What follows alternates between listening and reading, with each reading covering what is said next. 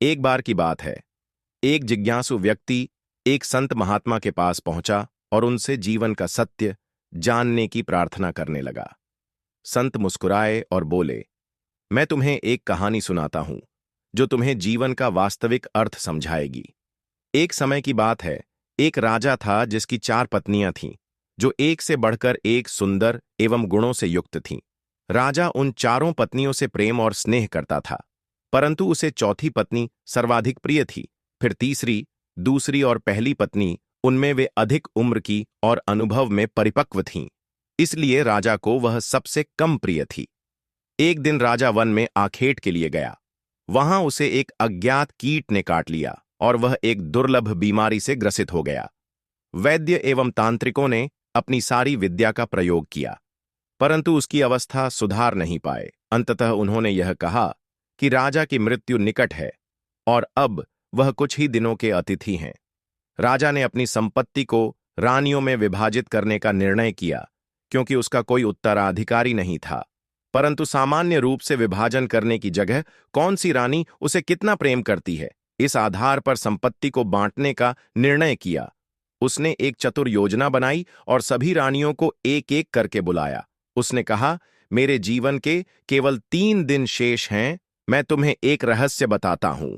बहुत समय पहले मुझे एक साधु ने एक शक्तिशाली यंत्र दिया था, जिससे मुझे स्वर्ग की प्राप्ति होगी यदि मैं साथ में एक और व्यक्ति को ले जाऊं। परंतु इससे पहले कि स्वर्ग में प्रवेश करें, हमें दारुण यंत्रणा सहन करनी होगी और नर्क में 7 वर्ष व्यतीत करने होंगे, क्योंकि हम एक दूसरे से सर्वाधिक प्रेम करते हैं। इसलिए मैंने यह निश्चय किया है कि मैं तुम्हें अपने साथ आने का यह अवसर प्रदान करूंगा। उसने चौथी रानी से आरंभ किया, जो सबसे छोटी थी और जिससे वह सबसे अधिक प्रेम करता था। उन्होंने उससे पूछा, क्या तुम मरने के बाद मेरे साथ चलोगी? रानी को राजा की पास आई हुई मृत्यु पर पूर्ण विश्वास था। उसने भावना रहित स्वर में कहा, इसमें संदेह नहीं कि मैं आपसे प्रेम करती हूं, परंतु प्रत्येक व्यक्ति को अपनी मृत्यु का स्वयं ही सामना करना होता है। मैं यही रानी के रूप में रहना पसंद करूंगी। मुझे तो प्रेम एवं सत्कार की आदत है। इतना कहकर चौथी रानी चली गई। राजा को अपनी तीसरी पत्नी भी बहुत प्यारी थी और उस पर उन्हें गर्व था। उन्होंने उसे बुलाया और साथ में मरने का पूछा। तीसरी पत्नी बोली, मैं आपको यह सिद्ध करूंगी कि मैंने आपसे सबसे अधिक प्रेम किया है, पर मैं आपके साथ नहीं चल सकती। मुझे अपनी जिंदगी बहुत प्यारी है। राजा की दूसरी पत्नी हर मुश्किल समय में उनका साथ देती आ रही थी। जब कभी राजा किसी मुसीबत या उलझन में होता तो वही उसका निवारण करती। राजा ने उससे भी साथ चलने के लिए पूछा, जिस पर दूसरी पत्नी ने कहा, माफ कीजिए महाराज, मैं इसमें आपकी कोई मदद नहीं कर सकती। मैं आपका अंतिम संस्कार जरूर करवा सकती हूं और मैं उस वक्त तक आपके साथ रहूंगी। तभी एक आवाज आती है, मैं आपके साथ चलूंगी और जहां भी जाएंगे वहां जाऊंगी, भले ही वह मौत के बाद का सफर हो। राजा ने देखा, यह उनकी पहली पत्नी की आवाज थी। राजा अब शांति अनुभव करता है कि कोई तो है जो उसे बिना किसी अपेक्षा के प्रेम करता है, पर उन्होंने उस पर सबसे कम ध्यान दिया था। राजा को बहुत शर्मिंदगी महसूस हुई। उन्होंने कहा, जब तक मैं जीवित था, जब तक तुम्हारा ध्यान मुझे रखना चाहिए था, तुम्हारी कद्र करनी चाहिए थी। और उन्होंने पहली पत्नी से माफी मांगी। इतना कहकर संत महात्मा रुके और उस जिज्ञासु व्यक्ति की ओर देखा। फिर बोले, वास्तव में यह कहानी आपकी, हमारी और प्रत्येक मनुष्य की है। हर व्यक्ति की 4 पत्नियां होती हैं। चौथी पत्नी है हमारा शरीर। हम इसे खूब सजाते हैं, गहने पहनाते हैं और अच्छे कपड़े पहनाते हैं, पर आखिर में यह हमारा साथ छोड़ देती है। हमारी तीसरी पत्नी होती है धन संपत्ति। हम जीवन का बहुत सारा समय घर को साजो सामान से भरने में लगा देते हैं, वह भी हमारे साथ नहीं चल सकती।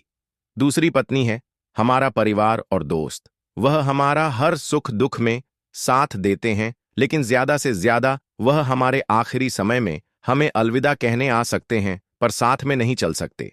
अब सोचिए, चौथी रानी कौन होगी जो हमेशा हमारे साथ जाएगी, पर जिसको हम कभी महत्व नहीं देते? वह रानी है सद्भावना और निस्वार्थ भाव से किए गए पुण्य कर्म। यही वह पत्नी है जो मरने के बाद भी हमारा साथ नहीं छोड़ती। सदा साथ जुड़ी रहती है। मनुष्य के कर्म ही है जो मृत्यु के बाद भी उसके साथ जाते हैं।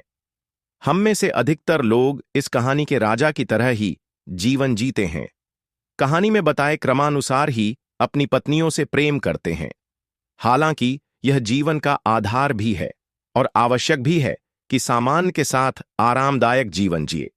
परिवार और दोस्तों को प्यार से संजोकर रखें, अपने शरीर का ध्यान रखें, इसे स्वस्थ रखें, पर हमें उस जन्म देने वाले जन्मदाता यानी ईश्वर को कभी नहीं भूलना चाहिए। थोड़ा ही सही, लेकिन कुछ समय उस परमात्मा को जरूर दे। संत ने कहा, जीवन में भी सच्चे प्रेम के मूल्य को समझना जरूरी है। संपत्ति, परिवार और शरीर के साथ साथ हमें सद्भावना और निस्वार्थ प्रेम के मार्ग पर चलना चाहिए और उस परमात्मा को याद रखना चाहिए जो हमारे जीवन का अंतिम सत्य है। तो प्रिय मित्रों, यदि आपको यह कहानी पसंद आया हो तो कृपया इसे लाइक जरूर करें ताकि हमें और भी प्रेरणादायक कहानियां आपके लिए लाने का हौसला मिले। अगर आप हमारे चैनल पर नए हैं तो अभी सब्सक्राइब कर लीजिए और बेल आइकन को दबाना न भूलें ताकि हमारे हर नए वीडियो की सूचना सबसे पहले आपको मिले। साथ ही इस वीडियो को अपने दोस्तों और परिवार के साथ शेयर करना न भूलें ताकि वे भी इस सुंदर कहानी से प्रेरणा ले सकें। एक नगर में एक प्रसिद्ध मूर्तिकार रहता था। उसकी बनाई हुई मूर्तियां इतनी सुंदर और जीवंत लगती थीं कि लोग दूर दूर से उन्हें खरीदने आते थे। लेकिन वह मूर्तिकार बहुत ही अनुशासित और सख्त स्वभाव का था।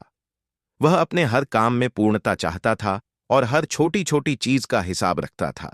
उसकी कला में त्रुटि की कोई जगह नहीं थी और इसी कारण वह हर ग्राहक से उचित मूल्य वसूलता था। एक दिन एक वृद्ध संत उसके पास आए। उनके चेहरे पर शांति और आंखों में एक अनोखी चमक थी। वे मूर्तिकार से बोले, बेटा, मेरे लिए भगवान की एक सुंदर मूर्ति बना दो, परंतु मेरे पास अधिक धन नहीं है, इसलिए मैं धीरे धीरे इसकी कीमत चुका पाऊंगा। मूर्तिकार ने संत की ओर देखा और सोचा, मुझे इस काम से कोई लाभ नहीं होगा। यह संत पैसे नहीं दे पाएंगे और मैं अपना समय व्यर्थ नहीं कर सकता। उसने शांत लेकिन दृढ़ स्वर में कहा, माफ कीजिए बाबा, मैं बिना उचित मूल्य लिए मूर्ति नहीं बनाता। संत ने मुस्कुराते हुए सिर झुकाया और बिना कोई क्रोध या शिकायत किए वहां से चले गए। कुछ दिनों बाद मूर्तिकार बाजार में गया। वहां उसने देखा कि वही वृद्ध संत सड़क किनारे बैठे थे और गरीबों को भोजन करा रहे थे। उनके पास अधिक धन नहीं था, फिर भी वे प्रेम पूर्वक हर भूखे को खाना खिला रहे थे। मूर्तिकार यह देखकर चकित रह गया। उसने सोचा, मैं अपने हर काम में हिसाब रखता हूं, लाभ हानि देखता हूं, लेकिन यह संत बिना किसी स्वार्थ के प्रेम पूर्वक सबको भोजन करा रहे हैं। क्या मेरा प्रेम मेरी कला से भी छोटा है? वह संत के पास गया और विनम्रता से बोला, बाबा, आपके पास अधिक धन नहीं है, फिर भी आप बिना किसी स्वार्थ के दूसरों की सेवा करते हैं। आपको भय नहीं लगता कि भविष्य में आपके पास कुछ न बचे? संत ने मुस्कुराकर उत्तर दिया, बेटा, प्रेम और दया का हिसाब नहीं रखा जाता। जब तुम अपनी कला में पूर्णता लाने के लिए जी जान लगा सकते हो, तो क्या प्रेम में भी वही पूर्णता नहीं होनी चाहिए? नई दिशा। उनके शब्दों ने मूर्तिकार के हृदय को छू लिया। उसने उसी क्षण निश्चय किया कि वह निःस्वार्थ प्रेम की महत्ता को समझेगा। अगले दिन वह स्वयं संत के पास गया और बोला, बाबा, मैं आपके लिए मूर्ति बनाऊंगा और इसके लिए मुझे किसी धन की आवश्यकता नहीं है। यह मेरी ओर से भेंट होगी। संत ने आशीर्वाद देते हुए कहा, बेटा, आज तुमने सच्ची कला को जाना, जो केवल हाथों से नहीं बल्कि हृदय से बनती है। मूर्तिकार ने प्रेम और निस्वार्थता से वह मूर्ति बनाई और वह उसकी अब तक की सबसे सुंदर मूर्ति बनी। उसने महसूस किया कि जब कर्म में प्रेम और सेवा का भाव होता है तो वह और भी सुंदर बन जाता है। सीख। सच्ची कला केवल पूर्णता से नहीं बल्कि प्रेम और निस्वार्थता से भी बनती है। जब हम बिना स्वार्थ के कुछ देते हैं तो हमें असली आनंद और संतोष मिलता है। प्रिय मित्रों, यदि आपको यह कहानी पसंद आया हो तो कृपया इसे लाइक जरूर करें ताकि हमें और भी प्रेरणादायक कहानियां आपके लिए लाने का हौसला मिले। अगर आप हमारे चैनल पर नए हैं तो अभी सब्सक्राइब कर लीजिए और बेल आइकन को दबाना न भूलें ताकि हमारे हर नए वीडियो की सूचना सबसे पहले आपको मिले। साथ ही इस वीडियो को अपने दोस्तों और परिवार के साथ शेयर करना न भूलें, ताकि वे भी इस सुंदर कहानी से प्रेरणा ले सकें। धन्यवाद। फिर मिलेंगे एक और प्रेरणादायक कहानी के साथ। तब तक के लिए जय श्री कृष्ण।